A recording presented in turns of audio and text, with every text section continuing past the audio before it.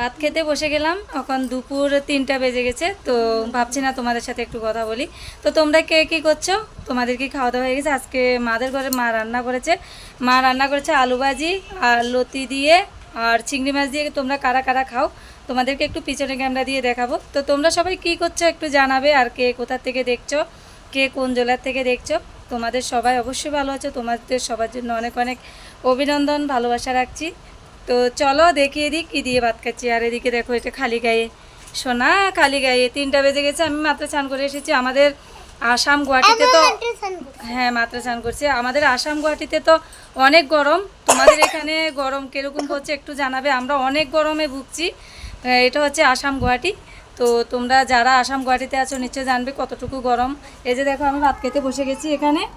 এখানে দেখো লতি দিয়ে চিংড়ি মাছ দিয়ে রান্না হয়েছে, আর এখানে আলু ভাজি, আর এগুলো দিয়ে খেয়ে নেব।